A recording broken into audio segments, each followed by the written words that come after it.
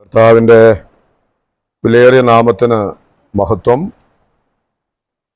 ചില ആഴ്ചകൾക്ക് ശേഷം ദൈവവചന പഠനത്തിനായി നമുക്ക് വീണ്ടും ഒരുമിച്ച് കൂടുവാനുള്ള സാവകാശം ദൈവം തന്നതോർത്ത് ദൈവത്തിന് നന്ദി പറയുന്നു. അപ്പോസ്തലനായിരുന്ന യോഹന്നാൻ എഴുതിയ 1-ാം ലേഖന പഠനമാണ് കഴിഞ്ഞ അനേക മാസങ്ങളായി നമ്മൾ തുടർന്നു വരുന്നത്. അതിൻ്റെ 5-ാം അധ്യായത്തിൻ്റെ 16-17 വാക്യങ്ങളാണ് ഇന്നത്തെ ധ്യാനത്തിനായി എടുത്തിട്ടുള്ളത്. അതിന് മുൻപുള്ളതായിരിക്കുന്ന ചില വാക്യങ്ങളിൽ നമ്മുടെ പ്രാർത്ഥന കേൾക്കുന്ന ഒരു ദൈവമുണ്ട് എന്നുള്ള തലക്കെട്ടിൽ ചില കാര്യങ്ങൾ ഒരുമിച്ച് ധ്യാനിക്കുവാൻ ദൈവം നമ്മെ സഹായിച്ചു. തൻ്റെ പുത്രനിൽ വിശ്വസിക്കുന്നവർക്ക് നിത്യജീവനുണ്ട് എന്നുള്ളത് മാത്രമല്ല, ആ നിത്യജീവൻ പ്രാപിച്ചതായിരിക്കുന്ന ഓരോ ദൈവ പൈതലിനും വളരെ ധൈര്യത്തോടുകൂടെ കർത്താവിൻ്റെ സന്നിധിയിലേക്ക് അടുത്തു ചെല്ലുവാൻ കഴിയും എന്ന് മാത്രമല്ല, അവന്റെ സന്നിധിയിൽ നമ്മുടെ ആവശ്യങ്ങളെല്ലാം അറിയിക്കാം എന്നും മാത്രമല്ല, നമ്മുടെ പ്രാർത്ഥന നമ്മുടെ ദൈവം കേൾക്കുന്നു എന്നുള്ളത് നമുക്ക് അവനോടുള്ള ധൈര്യമാണ് എന്നാണ് നമുക്ക് കാണുവാനായിട്ട് സാധിച്ചത്. അത് ദൈവത്തിന്റെ മക്കളായിരിക്കുന്ന നമ്മെ സംബന്ധിച്ച് വളരെ ആശ്വാസം നൽകുന്ന ഒരു കാര്യമാണ്. ഈ ലോകത്തുള്ള അനേകര് നമ്മെ കാണുന്നില്ല, നമ്മെ കേൾക്കുന്നില്ല എന്ന് വന്നാൽ നമ്മെ കേൾക്കുന്ന ഒരു ദൈവമുണ്ട് എന്നുള്ളത് നമുക്ക് വലിയ ധൈര്യമാണ്. അത് നമ്മെ ആശ്വസിപ്പിക്കുന്ന കാര്യമാണ്. അത് നാം വിശദമായി ചിന്തിച്ച ഒരു വേദഭാഗമാണ്. ഞാൻ അതിലേക്ക് കടക്കുന്നില്ല. അതിൻ്റെ തുടർമാനമായിട്ട് പ്രാർത്ഥന കേൾക്കുന്ന ഒരു ദൈവമുണ്ട്, നമുക്ക് അത് ദൈവസന്നിധിയിലുള്ള ധൈര്യമാണ് എന്ന് പറഞ്ഞതിന് ശേഷം നാം വായിക്കുന്ന 2 വാക്യങ്ങളാണ് അതിൻ്റെ 16-17 വാക്യങ്ങൾ. അവിടെ വായിക്കുന്നത്, സഹോദരൻ മരണത്തിനല്ലാത്ത പാപം ചെയ്യുന്നത് ആരെങ്കിലും കണ്ടാൽ അപേക്ഷിക്കാം, ദൈവം അവന് ജീവനെ കൊടുക്കും. മരണത്തിനല്ലാത്ത പാപം ചെയ്യുന്നവർക്ക് തന്നെ മരണത്തിനുള്ള പാപമുണ്ട്, അതിനെക്കുറിച്ച് അപേക്ഷിക്കണം എന്ന് ഞാൻ പറയുന്നില്ല. ഏതനീതിയും പാപമാകുന്നു, മരണത്തിനല്ലാത്ത പാപം ഉണ്ട് താനും. അപ്പോൾ ഈ 2 വാക്യങ്ങളെ ഉദ്ധരിച്ചാണ് ഇന്ന് ദൈവാത്മാവ് പ്രകാശനം തന്ന ചില കാര്യങ്ങൾ നമുക്ക് ഒരുമിച്ച് ചിന്തിക്കാം എന്ന് കരുതുന്നു. ഒരുപക്ഷെ അധികമൊന്നും ധ്യാനിക്കാത്ത, അധികം നാം കേൾക്കാത്തതായിരിക്കുന്ന ഒരു വേദഭാഗമാണ് ഇത്. എന്നാൽ ഇത് വായിക്കുവാനും ധ്യാനിക്കുവാനും ഇടയായപ്പോ അതിൻ്റെ ചില അർത്ഥങ്ങൾ 2-3 വേദഭാഗങ്ങളുടെ അടിസ്ഥാനത്തിൽ ലളിതമായി ഗ്രഹിക്കുവാനായിട്ട് സാധിച്ചതാണ് ഇന്ന് ഒരുമിച്ച് പങ്കുവെക്കണം എന്ന് ഞാൻ കർത്താവിൽ ആശിക്കുന്നത്. ഈ വേദഭാഗം ധ്യാനിക്കുമ്പോൾ അതിൻ്റെ ആരംഭത്തിൽ തന്നെ ഞാൻ ഇങ്ങനെ പറയട്ടെ. അവിടെ നാം വായിച്ചു, ഏത് അനീതിയും പാപമാകുന്നു, മരണത്തിനല്ലാത്ത പാപം ഉണ്ട് താൻ. അപ്പൊ ദൈവാത്മാവ് പറയുന്നത് പാപം തന്നെയാണ്, ഏതനീതിയും പാപമാണ്. എന്നാൽ മരണത്തിനല്ലാത്തതായ പാപം എന്ന് പറഞ്ഞാൽ മരണത്തിലേക്ക് നയിക്കുന്നതായ, അല്ലെങ്കിൽ ആ മരണം എന്ന് ഉദ്ദേശിക്കുന്നത് നിത്യമായ മരണത്തിലേക്ക് നയിക്കുന്നതായ പാപം, അല്ലെങ്കിൽ നിത്യമായ മരണത്തിലേക്ക് നയിക്കുന്നതിന് കാരണമായിരിക്കുന്ന പാപവും ഉണ്ട്. മരണത്തിനല്ലാത്ത പാപം ഉണ്ട് എന്നാണ്. അപ്പൊ അങ്ങനെ വരുമ്പോ ഇന്ന് ഞാൻ അതിനൊരു തലക്കെട്ട് ഇങ്ങനെ കൊടുത്തിട്ടുള്ളത്, പാപത്തെ നമ്മൾ ചെറുതായി കാണരുത് എന്നുള്ളതാണ്. അതുമായി ബന്ധപ്പെട്ടാണ് ചില കാര്യങ്ങൾ ഒരുമിച്ച് ചിന്തിക്കണം എന്ന് ആഗ്രഹിക്കുന്നത്.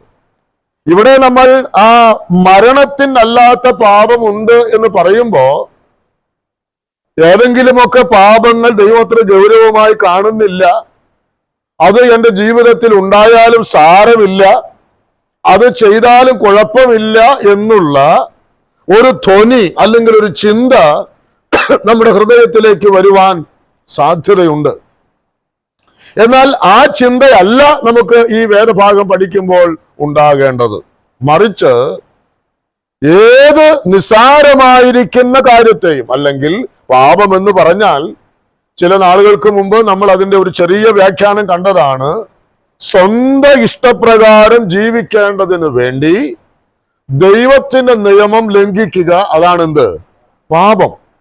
അല്ലെങ്കിൽ മറ്റൊരർത്ഥത്തിൽ നമ്മൾ സാധാരണ പ്രയോഗിക്കാറുണ്ട്, ലക്ഷ്യത്തിൽ നിന്ന് വ്യതിചലിക്കുക, ലക്ഷ്യം മാറുക, അതാണ് പാപത്തിന്റെ മറ്റൊരു വ്യാഖ്യാനം.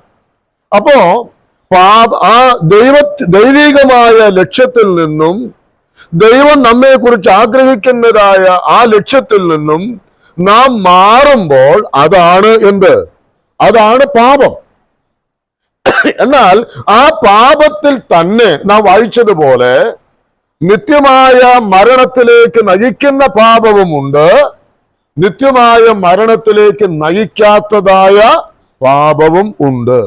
നാം ഇന്ന് അതേക്കുറിച്ചാണ് ഒന്ന് തരംതിരിച്ച് പഠിക്കുവാനായിട്ട് ആഗ്രഹിക്കുന്നത്.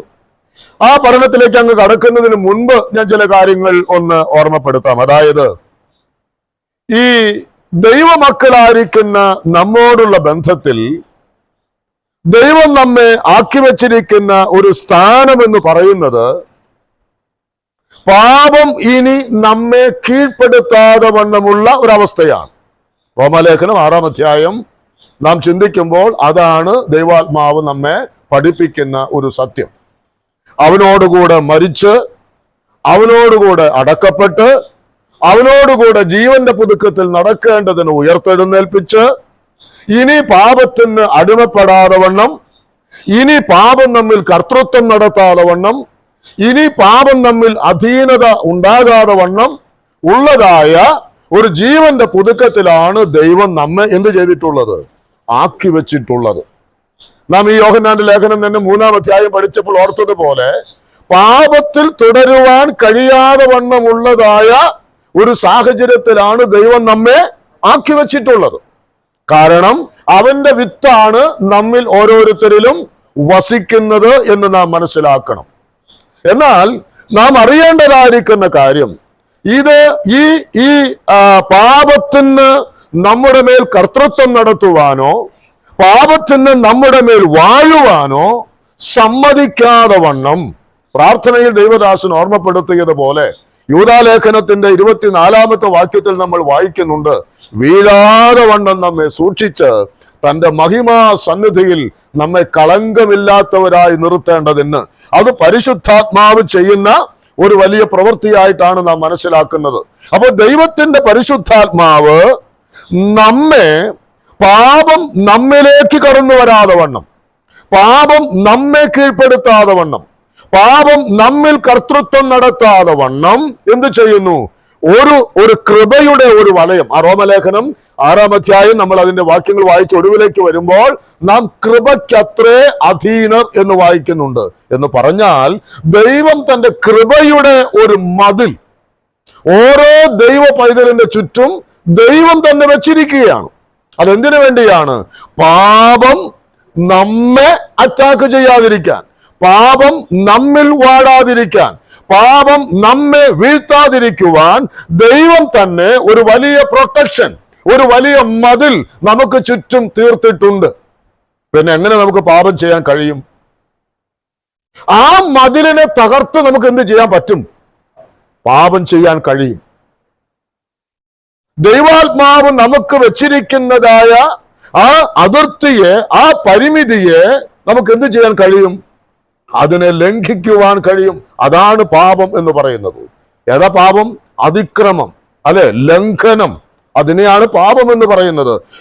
അപ്പോ പാപം ചെയ്ത് ജീവിക്കേണ്ടതിന്റെ ആവശ്യമില്ലാത്ത ഒരു നിലയിലാണ് ദൈവം നമ്മെ ഉയർത്തെഴുന്നേൽപ്പിച്ച് തന്നോടുകൂടെ നിർത്തിയിരിക്കുന്നത് എങ്കിലും നമ്മൾ എന്ത് ചെയ്യുകയാണ്? ആ കൃപയുടെ അതിരിന് നമ്മൾ എന്ത് ചെയ്യുന്നു? അപ്പുറത്തേക്ക് കടക്കുകയാണ്. കഴിഞ്ഞ ദിവസം ഒരു ദൈവദാസൻ പറഞ്ഞത്, പാപത്തിന് നമ്മെ നേരിട്ട് വന്ന് ഇങ്ങോട്ട് വന്ന് അറ്റാക്ക് ചെയ്യാൻ കഴിയില്ല. അതുകൊണ്ട് നാം ആണ് എന്ത് ചെയ്യപ്പെടുന്നത്? അവൻ കാണിക്കുന്ന വശീകരണത്തിൽ, അവൻ നമ്മുടെ മുമ്പാകെ കാണിക്കുന്നതായ ആ സ്വാധീനതയിലേക്ക് നാം എന്ത് ചെയ്യുന്നു? നാം അങ്ങോട്ട് ചെന്ന് വീഴുകയാണ് ചെയ്യുന്നത്. നാം അങ്ങോട്ട് ചെല്ലുകയാണ്. പാപത്തിലേക്ക് നാം അങ്ങോട്ട് ചെന്ന് വീഴുകയാണ്. പാപം നമ്മെ ഇങ്ങോട്ട് വന്ന് വീഴിക്കുകയല്ല, ദൈവമക്കളെ സംബന്ധിച്ച് നാം അങ്ങോട്ട് ചെന്ന് വീഴുന്ന ഒരു അനുഭവമാണ്. അല്ലെങ്കിൽ ഓർത്തു നോക്കൂ, അങ്ങനെയല്ലേ നാം ഒക്കെ ചെയ്യുന്നത്? നമ്മുടെ കണ്ണുകൊണ്ട് കാണുവാൻ ചിലതിനെ വശീകരിക്കുമ്പോ നാം എന്ത് ചെയ്യുന്നു? നമ്മുടെ ഉള്ളിൽ ഇരുന്ന് ദൈവാത്മാവ് പറയും എന്ത്? അത് തെറ്റാണ്. പക്ഷെ നമ്മൾ എന്ത് ചെയ്യുന്നു? ആത്മാവിന്റെ ആ ഉപദേശത്തെ നമ്മൾ എന്ത് ചെയ്യുന്നു? മറികടക്കുന്നു. നമ്മുടെ സംസാരത്തിലും അങ്ങനെ തന്നെ, ചിന്തകളിൽ അങ്ങനെ തന്നെ, പ്രവൃത്തികളിൽ അങ്ങനെ തന്നെ, നമ്മുടെ ജീവിതത്തിൽ അങ്ങനെ തന്നെ. അരുത് എന്ന് ദൈവാത്മാവ് നമ്മെ അനേകം കാര്യങ്ങളിൽ തടുക്കുന്നുണ്ട്. പക്ഷെ അടുത്ത സ്റ്റെപ്പ് നമ്മൾ എന്താ ചെയ്യുന്നത്? ആ ആലോചനയെ മറികടക്കുന്ന ഒരു സ്വഭാവം നമ്മിൽ ഉണ്ടാകുകയാണ്. അവിടെയാണ് പാപം പിന്നെയും നമ്മെ എന്ത് ചെയ്യുന്നത്? നമ്മെ കീഴ്പ്പെടുത്തുന്നതായ ഒരനുഭവം ഉണ്ടാകുന്നത്. ഒരു ദൈവദാസൻ പറഞ്ഞ ഒരു ചെറിയ ഉദാഹരണം ഞാൻ ഈ സമയത്ത് ഓർക്കുന്നത്, അതായത് ഈ ബീച്ചുകളിലൊക്കെ നമ്മൾ പോവാറുണ്ട്. അവിടെ കടലിൽ ആ തിരമാലകൾ വരുമ്പോൾ അതിൽ നമുക്ക് എല്ലാവർക്കും അധികം പരിചയം ആ കാര്യത്തിൽ ഉണ്ടാകില്ല. അപ്പോ ഒരു തിരമാല, നമ്മൾ ബീച്ചിൽ നിൽക്കുന്ന സമയത്ത് ഒരു തിരമാല ഇങ്ങോട്ട് കയറി വന്നാൽ ഓട്ടോമാറ്റിക്കായിട്ട് നമ്മൾ ചെയ്യുന്ന കാര്യം എന്താ? നമ്മൾ ഇങ്ങോട്ട് പുറകോട്ട് മാറും. എന്നാൽ അതിൽ പരിചയമുള്ള ഒരാൾ പറയാണ്, അദ്ദേഹം പറഞ്ഞത് പ്രകാരമാണ്. അദ്ദേഹം പറഞ്ഞത്, മോനെ, ഈ തിരമാല കണ്ട് നീ പുറകോട്ട് മാറണ്ട. ആ തിരമാലയ്ക്ക്, അതായത് ആ തിരമാല പൊങ്ങി വരുന്നതിന്റെ അപ്പുറത്ത് വെറും മണല. അപ്പൊ നീ എന്ത് ചെയ്യണം? ഈ തിരമാല ഇങ്ങോട്ട് വരുമ്പോ ആ തിരമാലയുടെ മുകളിൽ കൂടെ നീ ചാടിയാൽ നീ ചെന്ന് നിൽക്കുന്ന സ്ഥലം വെള്ളമില്ലാത്ത സ്ഥലമാണ്. ഇത് പൊങ്ങുന്ന സ്ഥലത്താണ് എന്തുള്ളത്? വെള്ളമുള്ളത്. അതിന്റെ അപ്പുറത്ത് എന്തില്ല? വെള്ളമില്ല. അപ്പോ ഇവൻ എന്ത് ചെയ്യുന്നു? പരിചയമുള്ള ഒരാള് പറഞ്ഞതിന്റെ അടിസ്ഥാനത്തിൽ ആ തിരമാലയെ കവച്ചു വെച്ച് അപ്പുറത്തേക്ക് നീങ്ങി അവൻ അവിടെ മണലിൽ നിൽക്കുകയാണ്. ഉടനെ തന്നെ എന്ത് ചെയ്യുന്നു? അടുത്ത തിര വരികയാണ്. അപ്പൊ അവൻ എന്ത് ചെയ്യുന്നു? ആ തിരയുടെ മുകളിലേക്ക് എടുത്തു ചാടുന്നു. അവിടെ ചെല്ലുമ്പോ പിന്നെ എന്ത് ചെയ്യുന്നു? അടുത്ത തിര വരുന്നു. അങ്ങനെ അവൻ ചാടി ഈ പറഞ്ഞ നേരം കൊണ്ട് അവൻ പിന്നെ തിരിഞ്ഞു നോക്കുമ്പോ ഈ കരയും താനും തമ്മിൽ ഒരുപാട് അന്തരമുണ്ട്. ഇതാണ് ദൈവമക്കളായിരിക്കുന്ന നമുക്ക് സംഭവിക്കുന്നത്. നമ്മൾ ഒരു തിരമാല, നാം അതിനെ ഭയപ്പെടുന്നവരാണ്, നാം ഓടി മാറാൻ ശ്രമിക്കുന്നവരാണ്. പക്ഷേ നമുക്ക് നമ്മുടെ മുൻപിലുള്ളതായിരിക്കുന്ന പ്രലോഭനങ്ങൾ, നമ്മുടെ മുൻപിൽ വരുന്നതായിരിക്കുന്ന മോഹങ്ങൾ നമ്മൾ എന്ത് ചെയ്യിപ്പിക്കുന്നു? ആ തിരമാലയെ അല്ലെങ്കിൽ ആ മോഹത്തെ സാരമില്ല എന്ന് പറഞ്ഞ് അതിനെ ഒന്ന് കവച്ചു വെക്കാൻ നമ്മൾ ശ്രമിക്കുകയാണ്. അപ്പോൾ തന്നെ എന്ത് വരുന്നു? ഒന്നിനു മീതെ അടുത്ത മോഹം വരുന്നു. അത് അതിനേക്കാൾ വലുതാണ്. പിന്നെയും ഇതാ അതിനേക്കാൾ വലിയ മോഹം. അങ്ങനെ മാറി എന്ത് ചെയ്യുന്നു?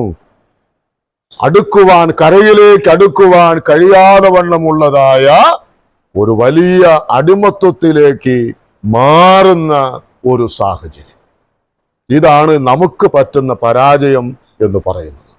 അപ്പോൾ പാപത്തെ, ഈ തിരമാലയുടെ ആ പൊങ്ങി വരുന്നതിനെ നിസ്സാരമായി കണ്ട് അതിനെ കവച്ചു വെച്ചാൽ ഞാൻ സുരക്ഷിതനാണ് എന്ന് കരുതുമ്പോൾ സംഭവിക്കുന്ന കാര്യം എന്താണ്?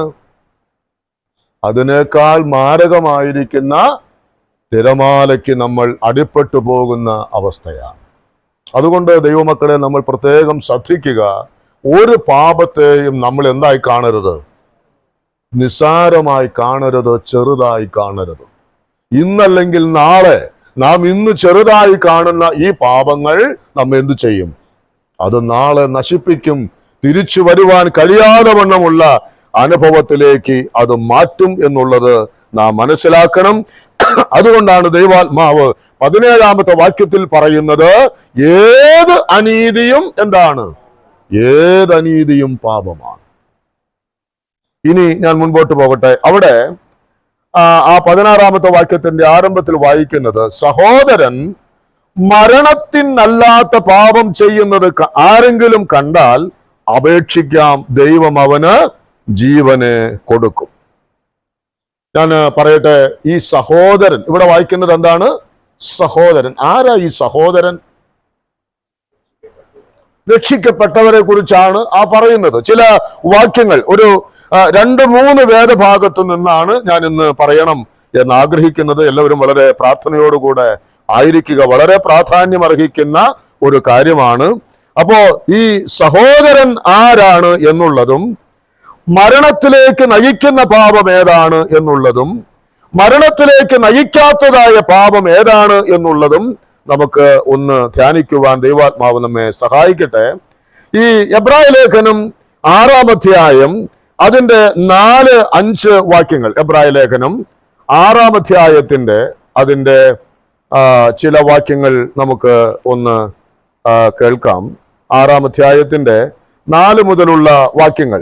ഒരിക്കൽ പ്രകാശനം ലഭിച്ചിട്ട് സ്വർഗീയ ദാനം ആസ്വദിക്കുകയും പരിശുദ്ധാത്മാവിനെ പ്രാപിക്കുകയും ദൈവത്തിന്റെ നല്ല വചനവും വരുവാനുള്ള ലോകത്തിന്റെ ശക്തിയും ആസ്വദിക്കുകയും ചെയ്തവർ അവരാരാ? അവരാണ് സഹോദരന്മാർ. ആരാ സഹോദരന്മാർ? അവിടെ വായിച്ചത് 4 കാര്യങ്ങളുണ്ട്.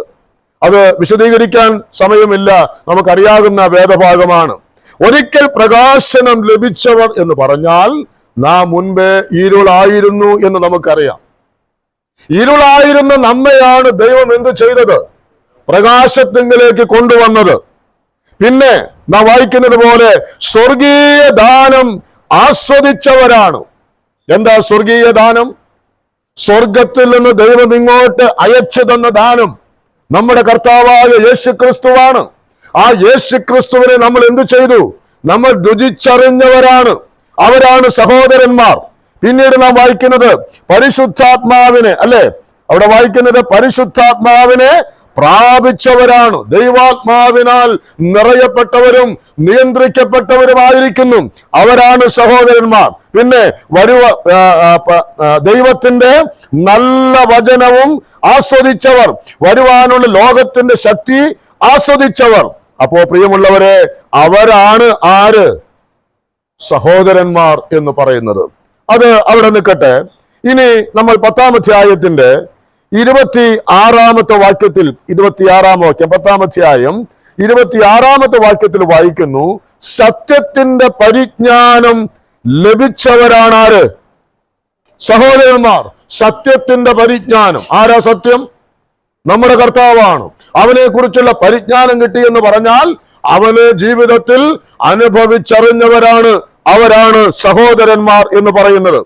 1 കൊരിന്ത്യർ ലേഖനം 10-ാം അധ്യായത്തിന്റെ 1 മുതലുള്ളതായിരിക്കുന്ന ചില വാക്യങ്ങൾ. 1 കൊരിന്ത്യർ 10-ാം അധ്യായം അതിന്റെ 1 മുതലുള്ള വാക്യങ്ങൾ. അവിടെ വായിക്കുന്നത്, സഹോദരന്മാരെ, നമ്മുടെ പിതാക്കന്മാരെല്ലാവരും മേഘത്തിന് കീഴിലായിരുന്നു. എല്ലാവരും സമുദ്രത്തോടെ കടന്ന് എല്ലാവരും മേഘത്തിലും സമുദ്രത്തിലും സ്നാനമേറ്റു. മോശയോട് ചേർന്നു. എല്ലാവരും ഒരേ ആത്മീകാഹാരം തിന്നു. എല്ലാവരും ഒരേ ആത്മീക പാനീയം കുടിച്ചു. അവരെ അനുഗമിച്ച ആത്മീക പാറയിൽ നിന്നല്ലോ അവർ കുടിച്ചത്. ആ പാറ ക്രിസ്തുവായിരുന്നു. ആരാ സഹോദരന്മാർ? മിസ്രയീമിന്റെ അടിമത്തത്തിൽ നിന്നും മാർപെട്ട് മരുഭൂമിയിൽ കൂടെ യാത്ര ചെയ്ത് സ്വർഗീയ മന്ന അത് ആ പാറയിൽ നിന്ന് കുടിച്ചവർ. ആ പാറ ആരായിരുന്നുവെന്നാണ്? ക്രിസ്തുവായിരുന്നു. അപ്പോൾ ഇങ്ങനെ ഈ 3 വേദഭാഗങ്ങൾ, വേറെ ധാരാളം ഭാഗങ്ങൾ നമുക്ക് കാണാൻ കഴിയും.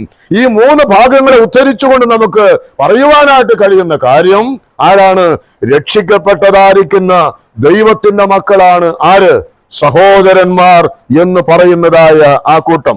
അത് എത്രയോ അനുഗ്രഹിക്കപ്പെട്ടതായ, എത്രയോ ഭാഗ്യകരമായ ഒരു പദവി ലഭിച്ചവരാണ് നാം എന്ന കാര്യം മറന്നു പോകരുത്. ആ നമ്മോടാണ് പറയുന്നത് എന്ത് ചെയ്യണം? പാപത്തെ നിസ്സാരമായിട്ട് നിങ്ങൾ കാണരുത്, ഗൗരവമായി പാപത്തെ കാണണം എന്നുള്ളതായിരിക്കുന്ന കാര്യം. എന്നിട്ട് ഇവിടെ ദൈവാത്മാവ് പറയുന്ന കാര്യം എന്താണ്? ഈ യോഹന്നാന്റെ ലേഖനത്തിൽ വായിക്കുന്നത്, ഈ സഹോദരൻ പാപം ചെയ്യുന്നത് കണ്ടാൽ, അഥവാ മരണത്തിലേക്ക് നയിക്കാത്തതായ പാപം ചെയ്യുന്നത് കണ്ടാൽ, അവിടെ അങ്ങനെയാണ് വായിക്കുന്നത്, മരണത്തിനല്ലാത്ത പാപം, sin that does not lead to eternal death എന്നാണ് ഇംഗ്ലീഷിൽ. സഹോദരൻ ചെയ്യുന്നതായിരിക്കുന്ന പാപം മരണത്തിലേക്ക് നയിക്കുന്നതല്ല എങ്കിൽ, അല്ലെങ്കിൽ മരണത്തിന് കാരണമാകുന്നത് അല്ല എങ്കിൽ, ഈ സഹോദരന് വേണ്ടി ആദ്യം ചെയ്യേണ്ട കാര്യം എന്താണ്? ഈ സഹോദരന് വേണ്ടി ആദ്യം എന്ത് ചെയ്യണം? ആ സഹോദരന് വേണ്ടി ആദ്യം ചെയ്യേണ്ടത് എന്താണ്? അവന് വേണ്ടി അപേക്ഷിക്കണം എന്ന് പറഞ്ഞാൽ, ഞാൻ എൻ്റെ ധ്യാനത്തിൽ വന്ന ചില കാര്യങ്ങൾ നിങ്ങളെ ഓർമ്മപ്പെടുത്താം. അതായത്, ഈ ലേഖനങ്ങളൊക്കെ നമ്മൾ വായിക്കുന്ന സമയത്ത്, പൊതുവിൽ പഠിക്കുന്ന സമയത്ത്, ദൈവ മക്കൾ അവരുടെ ജീവിതത്തിൽ അരുത് എന്ന് പറയുന്ന ഒരുപാട് പ്രായോഗികമായിരിക്കുന്ന തലങ്ങളുണ്ട്. അത് ഒരു പക്ഷേ അവരെ സംബന്ധിച്ചിപ്പോ നമ്മൾ ഒന്ന് പറഞ്ഞാൽ, നമുക്കറിയാം, നമ്മിൽ വരുന്നതായിരിക്കുന്ന കോപം, നമ്മിൽ വരുന്നതായ അസൂയ, നമ്മിൽ വരുന്നതായ ചിലപ്പോഴെങ്കിലും വരുന്നതായ ദ്രവ്യാഗ്രഹം, ചിലപ്പോഴെങ്കിലും നമ്മിലൊക്കെ വരുന്നതായ അഹങ്കാരം, ചിലപ്പോഴെങ്കിലും നമ്മിലൊക്കെ വരുന്ന ഒരു സ്വഭാവം അന്യോന്യം ഈ ഭിന്നിപ്പിക്കുവാനുള്ളതായ ചില സ്വഭാവങ്ങൾ.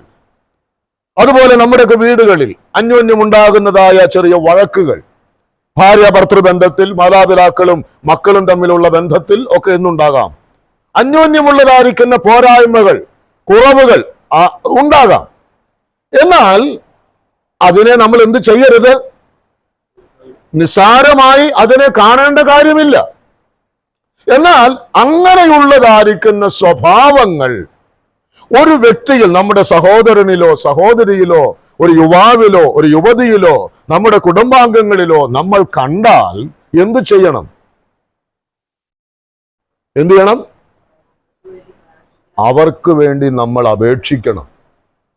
അവിടെ നാം വായിക്കുന്നുണ്ട്, ആ അപേക്ഷയ്ക്ക് ദൈവം അവന് എന്ത് കൊടുക്കും? ദൈവം അവന് ജീവനെ കൊടുക്കും. അവിടെ നാം ശ്രദ്ധിക്കേണ്ട കാര്യം, ജീവനെ കൊടുക്കുമെന്ന് പറയുമ്പോ മരണത്തിനല്ലാത്ത പാപമാണ് എന്ന് പറയുന്നെങ്കിലും അതും അവന്റെ ജീവനെ എന്ത് ചെയ്യും? അത് ബാധിക്കുന്നതാണ്. അവന്റെ ആത്മീക ജീവിതത്തെ അതും പുറകോട്ട് കൊണ്ടുപോകുന്നതാണ്. അതും അവനെ ആത്മീകമായി തളർത്തുന്നതാണ്. കോപം, അഹങ്കാരം, അസൂയ, ദ്രവ്യാഗ്രഹം, കുടുംബകലഹം, ഭിന്നിപ്പിക്കുന്ന സ്വഭാവം, ഇതൊന്നും എന്തല്ല? നിസ്സാരമല്ല. അത് പാപം തന്നെയാണ്, അനീതിയാണത്.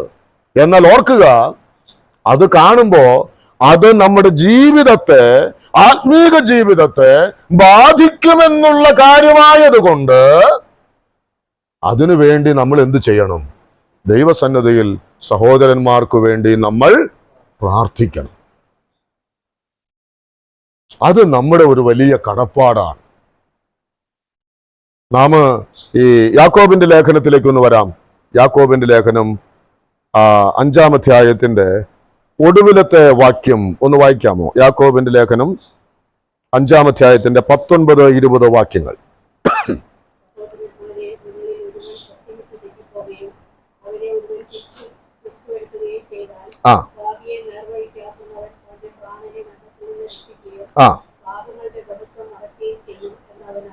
അവിടെ നാം വായിക്കുന്നത്, ഒരുവൻ തെറ്റിപ്പോയാൽ, സത്യം വിട്ട് തെറ്റിപ്പോയാൽ, ആര്? സഹോദരൻ. അവന്റെ ജീവിതത്തിൽ ഈ പറയുന്നത് പോലെ പാപം സംഭവിച്ചാൽ നമ്മൾ എന്ത് ചെയ്യണമെന്ന യോഹന്നാന്റെ ലേഖനത്തിൽ നാം കണ്ടത് എന്താ? അവന് വേണ്ടി നമ്മൾ അപേക്ഷിക്കണം. നാം അപേക്ഷിക്കുന്നതോടൊപ്പം തന്നെ ചെയ്യേണ്ട കാര്യം എന്താ? അവനെ നേർവഴിക്ക് നടത്താനുമുള്ള കടപ്പാട് നമുക്കുണ്ട്. ഒരുവനിൽ ഒരു വീഴ്ച കണ്ടാൽ, ഒരു വ്യക്തിയിൽ, ഒരു കുടുംബത്തിൽ അവൻ അകന്നകന്നു പോകുന്ന ഒരു നില കണ്ടാൽ അവന് വേണ്ടി നമ്മൾ പ്രാർത്ഥിക്കണം. 2, അവനെ എന്ത് ചെയ്യണം? അവിടെ വായിച്ചതുപോലെ തിരിച്ചു വരുത്തുകയും ചെയ്യണം. അവനെ നേർവഴിക്കാക്കണം. അങ്ങനെ വരുമ്പോഴാണ്, നേർവഴിയിലേക്ക് അവനെ കൊണ്ടുവരുമ്പോഴാണ് നമ്മുടെ പ്രാർത്ഥനയ്ക്ക് ഉത്തരമായി ദൈവം അവന് ജീവനെ കൊടുക്കുന്നത്. വിമർശിക്കുവാൻ നമുക്ക് എളുപ്പമാണ്, കുറ്റപ്പെടുത്തുവാനായിട്ട് നമുക്ക് എളുപ്പമാണ്. എന്നാൽ ഇത് നാം പുറമേയുള്ളവരുടെ കാര്യമല്ല ഈ പറയുന്നത്. നമ്മുടെ കൂട്ടത്തിലുള്ളതായ ഓരോ വ്യക്തികളെയും നിങ്ങൾ ഒരുപക്ഷെ എന്നെ നോക്കുമ്പോ, എന്നെ കാണുന്ന സമയത്ത് എന്നിൽ ഈ പറയുന്നത് പോലെ എൻ്റെ ആത്മീക ജീവിതത്തെ ബാധിക്കുന്നതായ മരണത്തിനല്ലാത്തതായ ഒരു പാപം എന്നിലുണ്ട് എന്നറിഞ്ഞാൽ ആദ്യം നിങ്ങൾ ചെയ്യേണ്ട കാര്യം എന്താ? അത് നാലാളോട് പറയല്ല. അടുത്തത് എന്ത് ചെയ്യണം? ദൈവസന്നിധിയിൽ പ്രാർത്ഥിക്കണം. രണ്ട്, നിങ്ങൾക്ക് എന്ത് ചെയ്യാം? ധൈര്യമായിട്ട് എന്നോട് പറയാം, സഹോദര, ഇത് സഹോദരന്റെ ജീവിതത്തില് എന്താണ്? ഒരു പാപമാണ്. അത് സഹോദരനെ ആത്മീകമായി തളർത്തുന്നതാണ്. അത് ഉപേക്ഷിക്കണമെന്ന് നിങ്ങൾക്ക് ധൈര്യമായി എൻ്റെ മുഖത്ത് നോക്കി പറയാം. അതിനുള്ള സ്വാതന്ത്ര്യം നിങ്ങൾക്ക് ഞാനിപ്പോ തരികയാണ്. അത് നിങ്ങൾ ചെയ്യണം. ആ കാര്യം കൊണ്ടാണ് എന്തുണ്ടാകുന്നത്? എനിക്ക് നേർവഴിയിലേക്ക് നടക്കുവാനും, അവിടെ നാം വായിച്ചതുപോലെ പാപിയെ നേർവഴിക്കാക്കുക, അവന്റെ പ്രാണനെ മരണത്തിൽ നിന്ന് രക്ഷിക്കും, പാപങ്ങളുടെ ബഹുത്വം മറയ്ക്കുകയും ചെയ്യും. അപ്പോൾ അത് എത്രയോ പ്രാധാന്യം അർഹിക്കുന്ന ഒരു കാര്യമാണ്.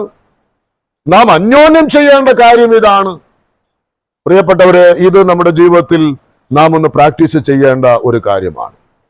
106 സങ്കീർത്തനത്തിൽ അവിടെ 23 വാക്യത്തിൽ ഇസ്രായേൽ ജനം പാപം ചെയ്തതായ സമയത്ത് നാം അവിടെ വായിക്കുന്നത്, മോശ എന്ന ദൈവത്തിന്റെ ദാസൻ പിളർപ്പിൽ നിന്നില്ലായിരുന്നു എങ്കിൽ ആ ജനത്തെ ദൈവം നശിപ്പിക്കുമായിരുന്നു എന്നാണ്.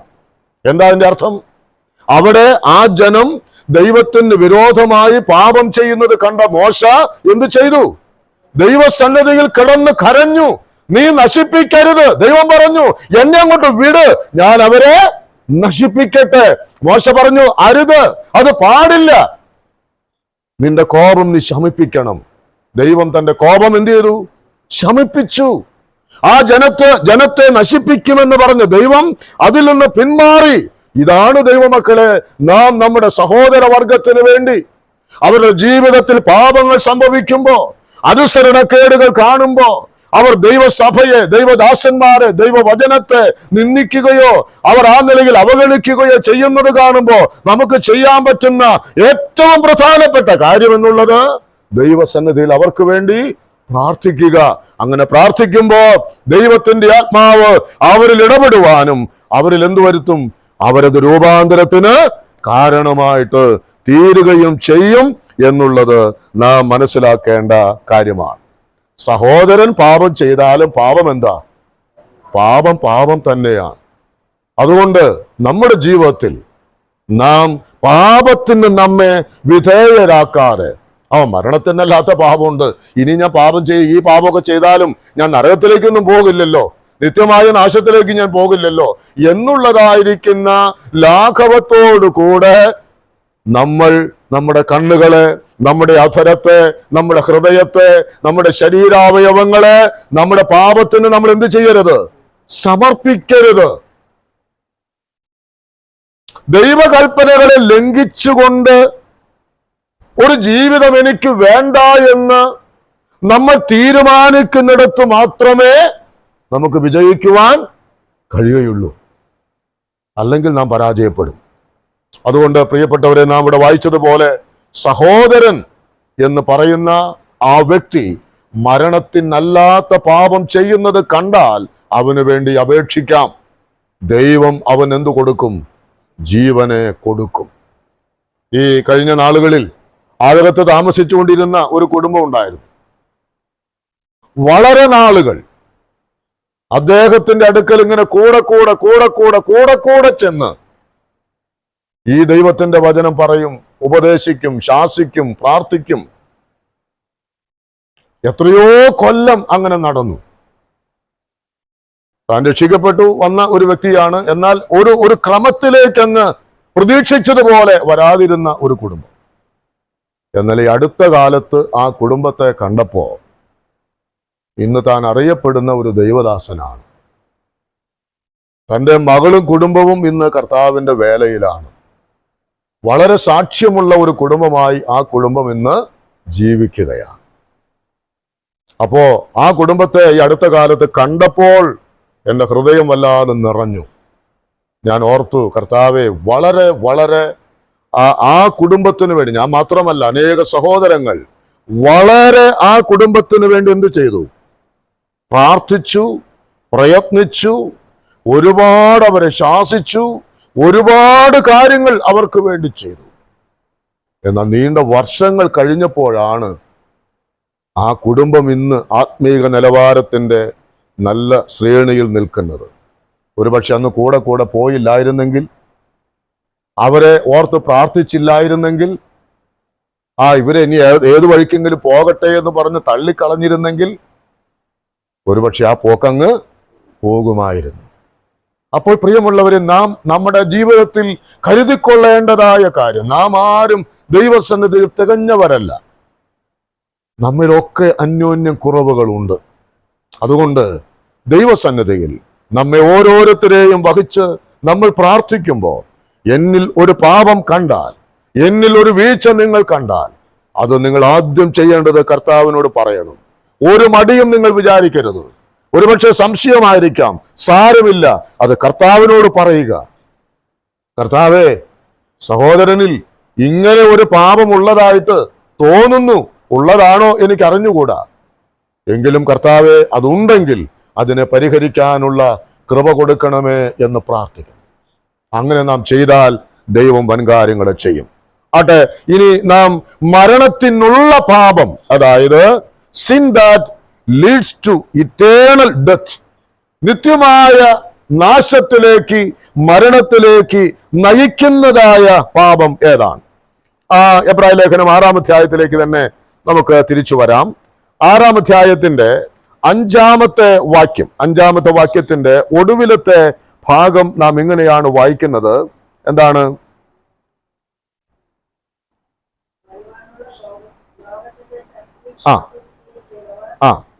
പിന്മാറിപ്പോയാൽ മതി. അവിടെ ഒറ്റ വാക്കാണ്, സഹോദരൻ പിന്മാറിപ്പോയാൽ അതെന്താ? അത് മരണത്തിലേക്ക് നയിക്കുന്ന ഒരു പാപമാണ്. ആരാ ഇവൻ? സഹോദരനായിരുന്നു. ഒരുപാട് ദൈവികമായ നന്മകൾ അനുഭവിച്ചവനാണ്. പക്ഷേ അവൻ എന്ത് ചെയ്തുവെന്നാണ്? അവൻ പിന്മാറിപ്പോയി. വചനത്തിൽ ഇംഗ്ലീഷ് വായിക്കുന്ന fallen away, അവൻ വീണുപോയി. മറ്റൊരു തർജ്ജമയിൽ പറയുന്നത് ലെഫ്റ്റ് ഇറ്റ് ഓൾ ബിഹൈൻഡ്. അവൻ ഈ കാര്യങ്ങളെല്ലാം അവൻ എന്ത് ചെയ്തു? പുറകിലേക്ക് എറിഞ്ഞു കളഞ്ഞു. അങ്ങനെയുള്ളവർക്ക് വേണ്ടി നിങ്ങൾ എന്ത് ചെയ്യണ്ട? അപേക്ഷിക്കണ്ടെന്ന. അപേക്ഷിച്ചു എന്നൊരു പാപമൊന്നുമല്ല.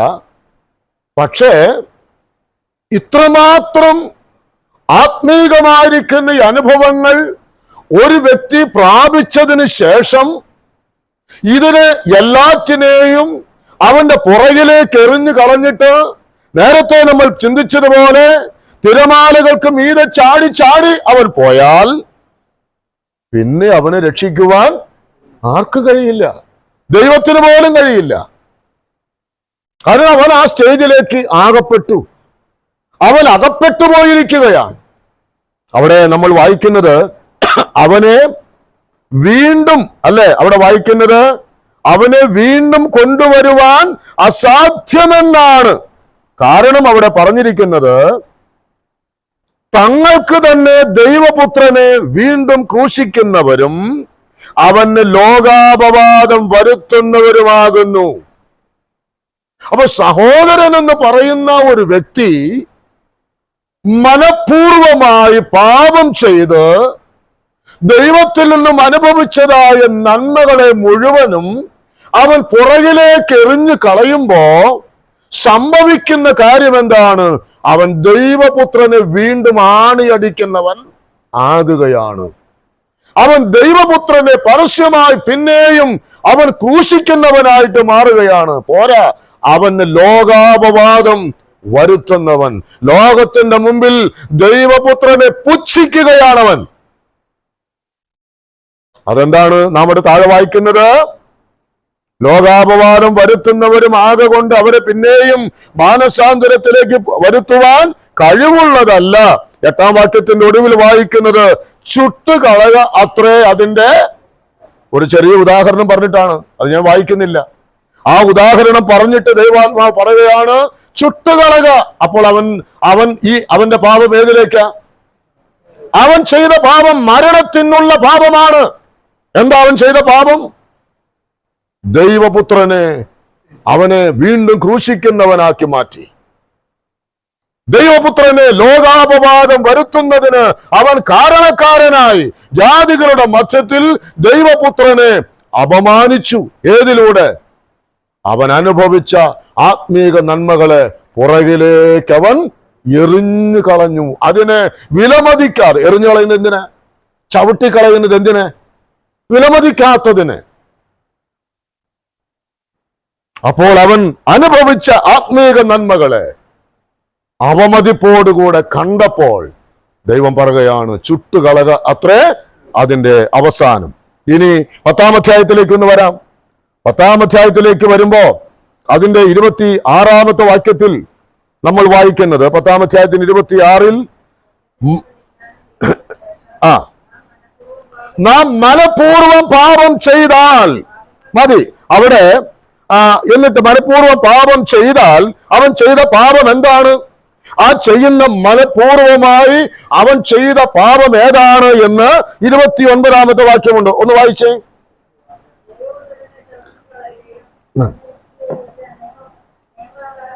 നിയമരക്തത്തെ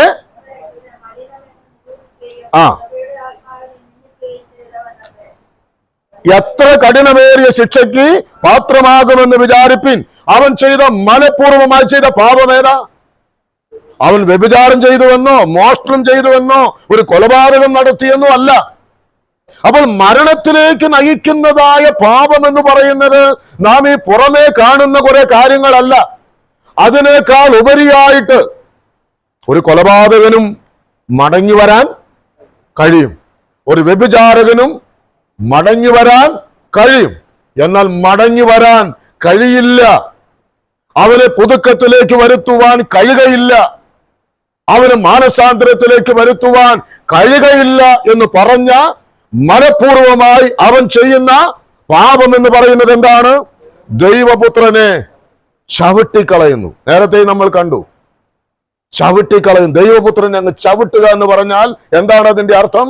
അത്രമാത്രം ആ ദൈവപുത്രനെ അങ്ങ് അവൻ താഴ്ത്തിക്കളഞ്ഞു. അവൻ ഇതിനേക്കാളുണ്ട്, ചവിട്ടുന്നതിനേക്കാൾ അധികം വേറെ വല്ലതുമുണ്ടോ? പിന്നെന്താ വായിക്കുന്നത്? തന്നെ വിശുദ്ധീകരിച്ച നിയമരക്തത്തെ, ക്രൂശിച്ചൊരിഞ്ഞതായ രക്തം എന്റെ പാപപരിഹാര ബലിയാണെന്ന് വിശ്വസിച്ച് ഏറ്റുപറഞ്ഞവൻ ഇന്നവൻ എന്ത് പറയുകയാണ്? യേശുവിന്റെ രക്തം മലിനമാണ് എന്നവൻ പറയുമ്പോൾ അടുത്തതെന്താണ്? കൃപയുടെ ആത്മാവിനെ അവൻ നിന്ദിക്കുകയാണ്. കൃപയുടെ ആത്മാവിനെ നിന്ദിക്കുന്നു. അതിന് ഒരു വാക്യം നിങ്ങളെ ശ്രദ്ധയിലേക്ക് പെടുത്താം. മത്തായിയുടെ സുവിശേഷം 12-ാം അധ്യായം 31-32 വാക്യങ്ങൾ. മത്തായിയുടെ സുവിശേഷം 12-ാം അധ്യായം 31-32 വാക്യങ്ങൾ ഒന്ന് വായിച്ചേ. അതെ, എടുത്തവരൊന്ന് വേഗം വായിച്ചോളൂ.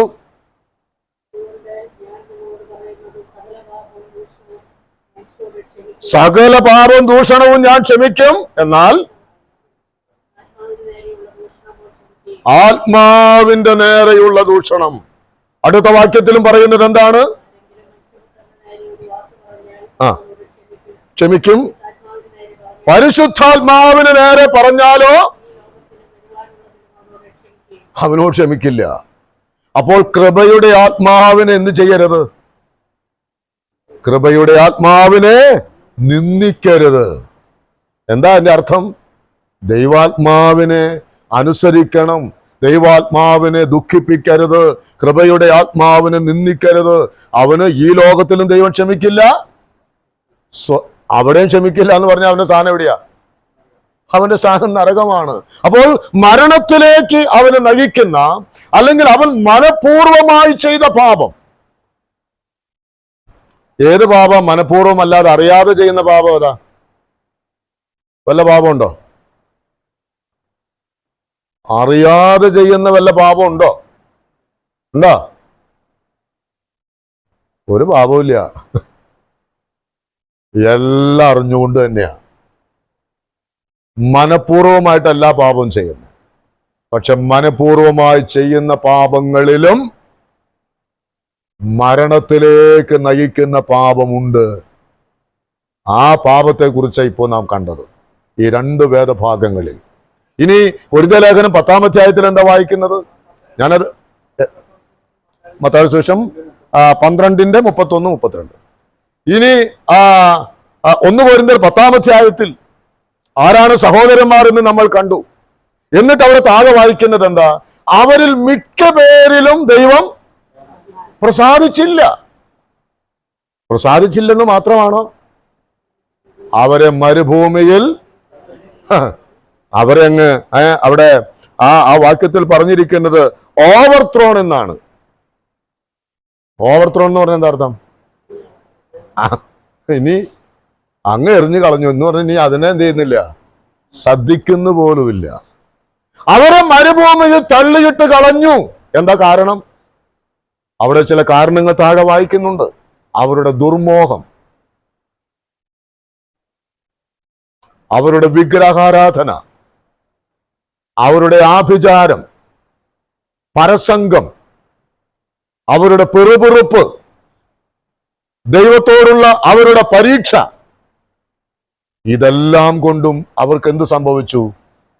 അവർ മരുഭൂമിയിൽ തള്ളപ്പെട്ടു.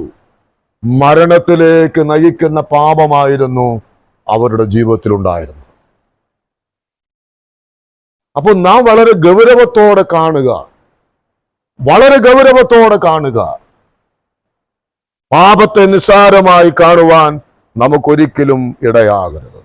ഇങ്ങനെയുള്ളതായ പാപം, അതായത് മരണത്തിലേക്ക് നയിക്കുന്നതായ പാപങ്ങൾ ചെയ്യുന്ന, എത്രമാത്രം പറഞ്ഞിട്ടും എത്രമാത്രം എന്തെല്ലാം കൊടുത്തിട്ടും അവര് ചില യോഗങ്ങൾക്ക് വരുന്നില്ല എന്നുള്ളത് കൊണ്ടല്ല, അവര് ചില കാര്യങ്ങൾ സഭ പറഞ്ഞ കേൾക്കുന്നില്ല എന്നുള്ളത് കൊണ്ടല്ല, ഏതെങ്കിലും കാര്യത്തിൽ ഒന്ന് കോപിച്ചു സഭയിൽ ഒരു വഴക്കുണ്ടാക്കി ആ കാരണത്താലല്ല. അങ്ങനെയൊക്കെ കണ്ടു കഴിഞ്ഞാൽ നമ്മൾ എന്ത് ചെയ്തോളണം? അവർക്ക് വേണ്ടി പ്രാർത്ഥിക്കുക, അവരെ നേർവഴിയിലേക്ക് നടത്തുക, അവരെ ഉപദേശിക്കുക. എന്നാൽ സഹോദരൻ എന്ന് പറഞ്ഞ ഒരു വ്യക്തി നാം കേട്ടതുപോലെ ദൈവത്തിന്റെ ദാനങ്ങൾ ആസ്വദിച്ചിട്ട് അവൻ പിന്മാറിപ്പോയാൽ, അവൻ വീണു പോയാൽ, പിന്നെ അവന് വേണ്ടി നമ്മൾ എന്ത് ചെയ്യണ്ട? പ്രാർത്ഥിക്കണ്ട. കാരണം അവനെ മാനസാന്തരത്തിലേക്ക് പുതുക്കാൻ കഴിവുള്ളതല്ല. ചുട്ടുകളക അത്രേ അതിൻ്റെ അവസാനം. അത് നമ്മൾ കാണും, ഈ ചുട്ടുകളയപ്പെടൽ. എബ്രായ ലേഖനം 10-ാം അധ്യായത്തിൽ വായിച്ചതുപോലെ, അവിടെ ആ വാക്യം നമ്മളൊന്ന് വായിച്ചു തീർത്തില്ല. 10-ാം അധ്യായത്തിൽ വായിക്കുന്നത്, അവിടെ ന്യായവിധിക്കായി ഭയങ്കരമായ ഒരു പ്രതീക്ഷയും എതിരാളികളെ ദഹിപ്പിക്കാനുള്ള ക്രോധാഗ്നിയും. ക്രോധാഗ്നി ആർക്ക് വേണ്ടിയിട്ടാ? എതിരാളികൾക്ക് വേണ്ടിയിട്ടാണ്. പക്ഷെ അത് ആർക്കും കിട്ടുമെന്ന സത്യത്തിന്റെ പരിജ്ഞാനം ലഭിച്ചിട്ട് മനഃപൂർവം പാപം ചെയ്യുന്നവർക്കും എതിരാളികളെ ദഹിപ്പിക്കുന്ന ക്രോധാഗ്നി. ഏതാ ക്രോധാഗ്നി? നിത്യനരകം. അങ്ങനെ ഉള്ളതിലേക്ക് പോകും. അതുകൊണ്ട് ഒരു വ്യക്തി അവരുടെ ജീവിതത്തിൽ മറ്റു തരത്തിൽ നമ്മൾ നേരത്തെ ചിന്തിച്ചതുപോലുള്ള ഏതെങ്കിലും തരത്തിലൊരു പാപം കണ്ടാൽ അപേക്ഷിക്കാം. എന്നാൽ മനഃപൂർവമായി ദൈവപുത്രനെ അവഗണിച്ച് എല്ലാ കാര്യത്തിലും അവൻ ദൈവകൃപയിൽ നിന്ന് മാറിപ്പോയാൽ, അയ്യോ, അത് വല്ലാത്ത ഒരവസ്ഥയാണ്, അത് വലിയ ദുരന്തമാണ് എന്നുള്ളത് തിരിച്ചറിഞ്ഞ് അവന് വേണ്ടി പ്രാർത്ഥിക്കുവാൻ പ്രത്യേകിച്ച് യാതൊരു കാര്യവുമില്ല എന്നുള്ളത് നാം മനസ്സിലാക്കണം. യിരെമ്യാ പ്രവചനം 7-ാം അധ്യായം 16-ാമത്തെ വാക്യത്തിലും 14-ാം അധ്യായത്തിന്റെ 11-12 വാക്യങ്ങളിലും ഇസ്രായേൽ ജനത്തിന്റെ പാപം കണ്ടിട്ട് ദൈവം യിരെമ്യാവിനോട് പറയുന്ന വാക്കുണ്ട്: നീ അവർക്ക് വേണ്ടി പ്രാർത്ഥിക്കരുത്. നീ അവർക്ക് വേണ്ടി പ്രാർത്ഥിക്കരുത്, ഞാൻ കേൾക്കില്ല. എന്താ കാരണം? അത്രമാത്രം നന്മ അനുഭവിച്ചവരാണ് ഈ ഇസ്രായേൽ മക്കൾ. പക്ഷെ ഇന്നവർ എന്ത് ചെയ്തിരിക്കുന്നു? തങ്ങൾക്ക് ബോധിച്ചതുപോലെ ജീവിച്ചിരിക്കുന്നു. എന്നെ അവർ വിട്ടിരിക്കുന്നു. ദുർമാർഗത്തിൽ, വിഗ്രഹാരാധനയിൽ, ദുർനടപ്പിൽ, പരസംഗത്തിൽ എല്ലാം അവർ ജീവിതം കഴിക്കുന്നു. നീ അവർക്ക് വേണ്ടി എന്ത് ചെയ്യണ്ട? നീ പ്രാർത്ഥിക്കണ്ട. നീ പ്രാർത്ഥിച്ചാൽ ഞാൻ കേൾക്കില്ല. അപ്പോ ഒരു വ്യക്തിയുടെ മനഃപൂർവമായ പാപത്തെ, ഒരു വ്യക്തിയുടെ പിന്മാറ്റത്തെ ദൈവം നിസ്സാരമായിട്ടല്ല കാണുന്നത്. അതുകൊണ്ട് ഒടുവിലായി ഞാൻ ഇങ്ങനെ ഓർപ്പിച്ച് അവസാനിപ്പിക്കട്ടെ. ഒരു പാപത്തെയും നിസ്സാരമായിട്ട് നമ്മൾ കാണരുത്. ഒരു തിരമാലക്കപ്പുറം എനിക്ക് മണൽപ്പുറത്ത് നിൽക്കാം എന്ന ധാരണയിൽ എടുത്തു ചാടിയാൽ ഒരുപക്ഷെ അടുത്ത തിര നീ കൈവിളപ്പെട്ടു പോകുന്ന അവസ്ഥയിലേക്ക് ചെല്ലപ്പെടാം. ദൈവത്തെ ഓർത്ത് അങ്ങനെ ഉണ്ടാകരുത്. ഒരു ചെറിയ ലംഘനം ജീവിതത്തിൽ വന്നാൽ അടുത്ത സെക്കൻഡിൽ ആ പാപത്തെ ഏറ്റുപറഞ്ഞ് ഉപേക്ഷിച്ച് ആ തിരമാലയ്ക്ക് പുറത്തേക്ക് സേഫ് കോർണറിലേക്ക് വരുവാൻ നമുക്ക് കഴിയേണ്ടത് വളരെ ആവശ്യമായിരിക്കുന്ന ഒരു കാര്യമാണ്. പാപത്തെ നിസ്സാരമായി കാണരുത്. ഏത് അനീതിയും പാപം തന്നെയാണ്. അതുകൊണ്ട് വളരെ ഗൗരവത്തോടുകൂടെ നമ്മുടെ ക്രിസ്തീയ ജീവിതം വരുംകാലങ്ങളിൽ നയിക്കുവാൻ ഈ വചന കേൾവിയാൽ ദൈവം നമ്മെ സഹായിക്കട്ടെ. കർത്താവിൻ്റെ നാമം എന്നും എന്നേക്കും വാഴ്ത്തപ്പെടുമാറാകട്ടെ.